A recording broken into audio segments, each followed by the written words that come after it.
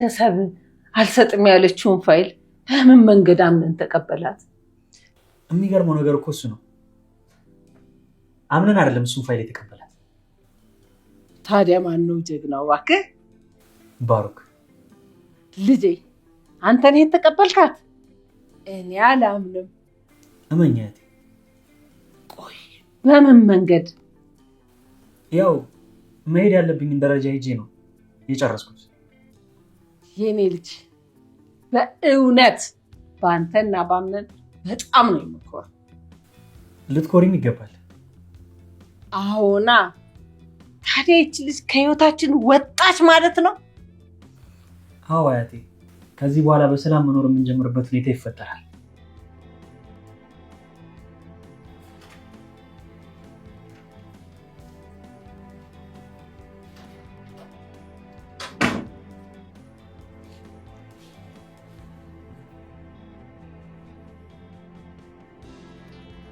እና ዛራ። አቤት የኔ ልጅ፣ ምንድን ነው ደግሞ በሀሳብ የተዋጥከው? እናቴ ደግሞ አንድ ትልቅ ነገር ተፈጥሯል። ምንድን ነው የኔ ልጅ? ከቤሌን ጋር ሰላም አይደላችሁም እንዴ? እኛ እንኳን ሰላም ነን፣ ግን ያንን ደህንነታችንን የሚያጠፋው ነገር ተፈጥሯል። እስቲ ንገረኝ የኔ ልጅ፣ ምንድን ነው?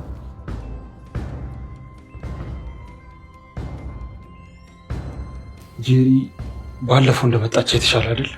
አዎ፣ ያቺ ልጅ ድጋሚ ህይወት ልትረብሽ ሞከረች አይደል? አዎ እናቴ፣ ጄሪ አርግዛለች። ምን?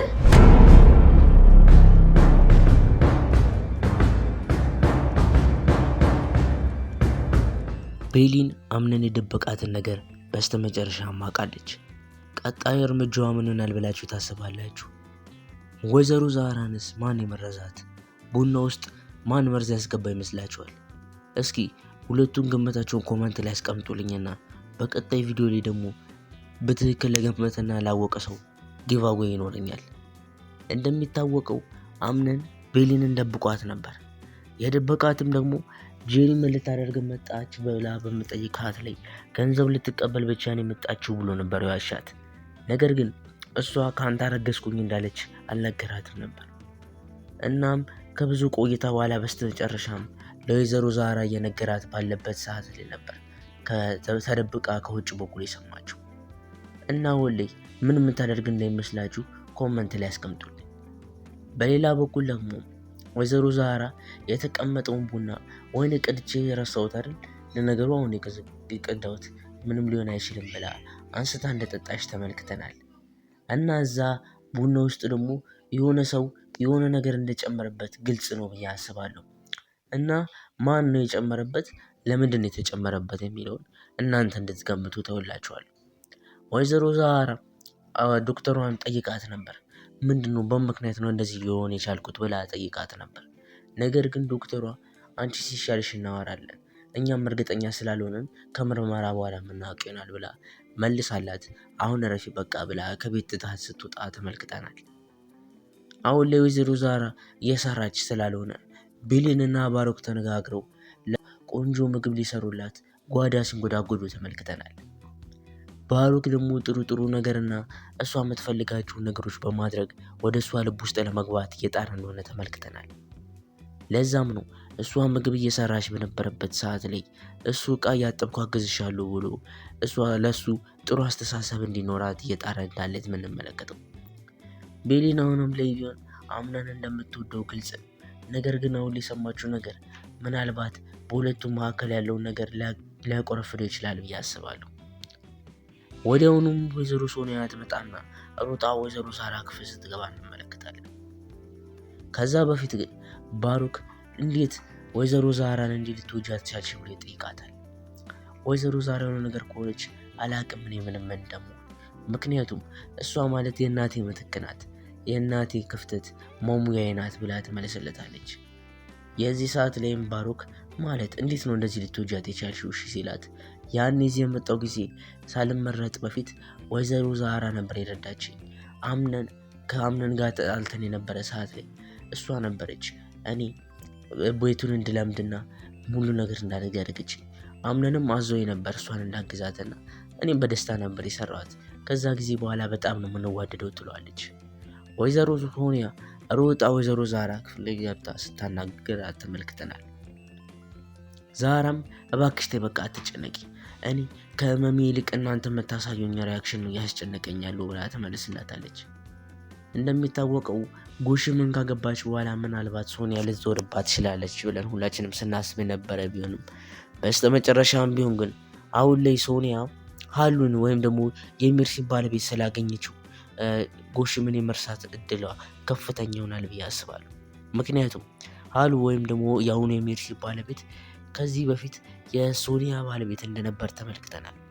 ሶኒያ ደግሞ የሱን ልጅ እንደምንም ብላ እያሳደገች እንደሆነ ነገራለችና እሱን ሁላችንም የምናውቀው ነገር ነው።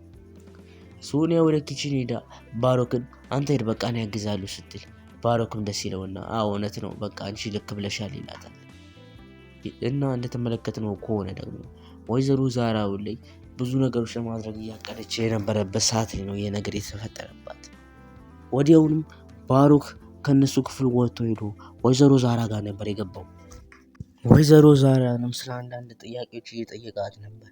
ነገር ግን በፍጹም ስለ ጽጌረዳ አበባ አልጠየቃትም። ከዛ ጀርባ ግን የሆነ ነገር እንዳለ አይሰማችሁም?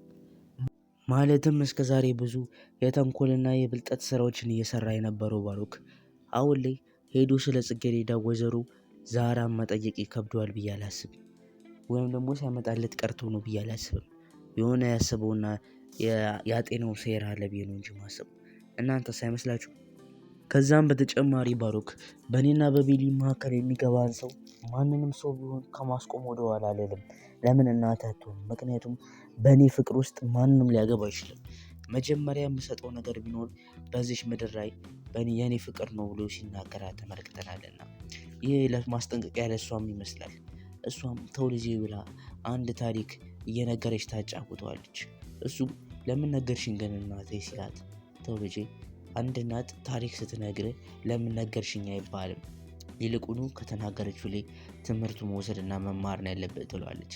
ከዛም ይውጣና ወይዘሮ ሼማ ጋር ሄዳ እንዴ ያው ሁሉ አልሰጥም ብላ ስትፎገር የነበረችውን ሴትዮ እንዴት አድርጎ ነው በአካምነን የተቀበለው ስትል፣ አይ አምነን አይደለም የተቀበለው ይላታል። ታዲያ ማነው ጀግናው ብላ ስትጠይቀው ባሮክ ብሎ እሱ እንደሆነ ያሳውቅና ይነግራታል። እንደሚታወቀው አሁን ላይ እሱ ቤተሰብ ውስጥ ጥሩ ሰው ለመምሰል እየሞከረ ነውና የሚችለውን ሁሉ ነገር ሲያደርግ እየተመለከት ነው እንገኛለን። አሁን ላይ ይህን ፋይል ከመቀበሉ ጀርባ የሆነ ያስበው ነገር ያለ አይመስላችሁ? ምናልባት ከካታሊና ጋር ተነጋግሮ ወይ ተደራድረው የሆነ ነገር ሊሰሩ ያስቡ ይመስላል። እናም አምነንም ደውሎ ካታሊናን ሲያመሰግናት እሷ እንደምታውቅና ወዳና ፈቅዳ እንዳደረገች ነው እሱ ታስመስል ነበረው። ለማንኛውም እዚህ ያለ ሰናበታችሁ የገባው ነገር አልደረሰም። እንደተለቀቀ ወዲያውኑ ኮሚኒቲ ፖስት እና እዚህ ላይ ካፖል ጭንላችኋለሁ። መልካም ጊዜ ይሁንላችሁ።